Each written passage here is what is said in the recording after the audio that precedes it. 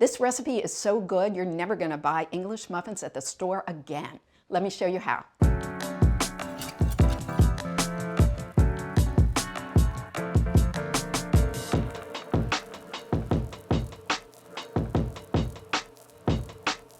I was watching the Best British Baking Show one day, and they made these English muffins during the technical challenge. That's what inspired me to really give it a go. They are so delicious. You are really going to love them. Let's start by mixing the water, milk, and sugar together in a microwave-safe container. Microwave the mixture for about a minute or so. You want your liquid to be a little warmer than room temperature. I like to use a thermometer to check the temperature of the liquid before I add the yeast. It should be about 110 to 115 degrees Fahrenheit. Stir in the yeast and set it aside for 5 minutes until the yeast wakes up and gets nice and foamy. When that's ready, add 1 beaten egg and the melted butter to the yeast mixture and give it a stir. Next, whisk 3 cups of bread flour with 1 teaspoon of salt in the bowl of a stand mixer. Salt can have a deactivating effect on yeast, so make sure it's well mixed in with the flour. Using the paddle attachment, turn the mixer on low and slowly add the yeast mixture. Once everything is combined, turn the mixer to medium-high and beat until the dough comes together and is pulling away from the sides of the bowl. So the dough is really soft after it finishes kneading. Don't be tempted to add more flour to it. You need to leave it as is because that's what's going to help us get those great nooks and crannies in the actual muffin.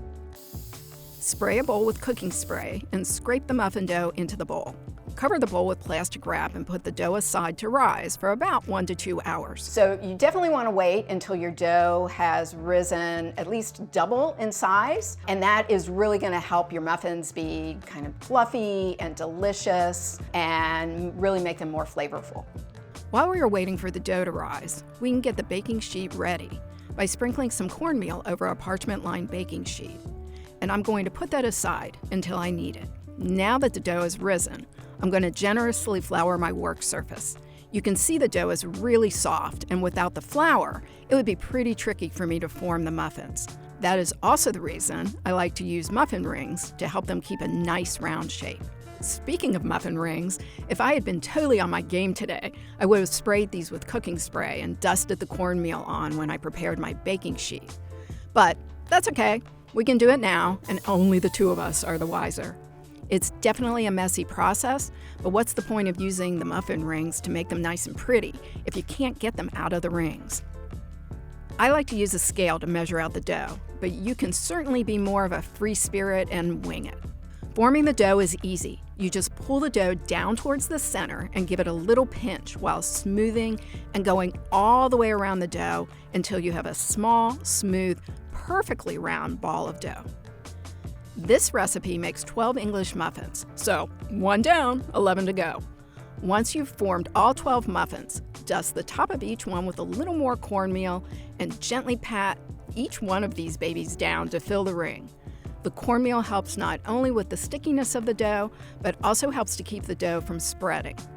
Cover loosely with plastic wrap to rise again.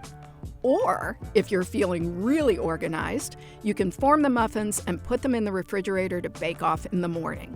How cool would that be? So our muffins have been resting for about 35-40 minutes. They've gotten a little bit puffier and larger in size, which is exactly how we want them to be. And the one thing I bet you don't know, if you haven't made these English muffins before, is we actually bake them on the griddle. While heating up the pan, brush some vegetable oil on the griddle. Direct heat gives English muffins a sort of oven spring, as all the entrapped gases suddenly get warm and expand within the soft dough. Using a spatula, lift the dough with the ring and place it onto the hot griddle. It takes a little maneuvering to get it on the griddle, but have confidence. Remember, you are in charge here, not the dough. Let the muffins cook on the griddle for about 5 minutes on each side. You want the griddle to be nice and hot, so keep an eye on the muffins because you don't want them to burn. The cornmeal helps to give the muffins a little buffer from the heat, but they can still easily get too brown in a hurry. See? I was so worried about not burning my muffins on the first side, I forgot to remove the rings before flipping. No worries, we can still remove the ring by carefully sliding a knife around the inside edge of the ring and then giving the muffin a little nudge. The ring gets really hot, so be careful. I then like to continue baking the English muffins in a 350-degree preheated oven for another 5 minutes or so to finish them off. This quick stint in the oven isn't going to change the overall taste or texture of the muffin. You will still get that super soft and moist inside, which is the perfect vehicle for butter and jam. So here these beautiful babies are out of the oven.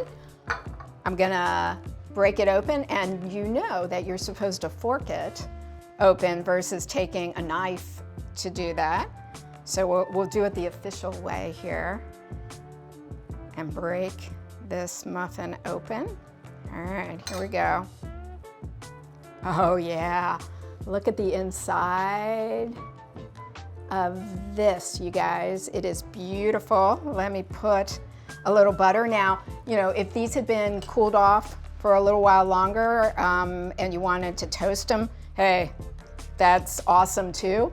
But because they're pretty fresh out of the oven, I'm just going to put a little butter on without toasting. And I'm gonna take some of this delicious cherry jam that I made, because why not, of course. Just gonna put a little bit on, give it a taste.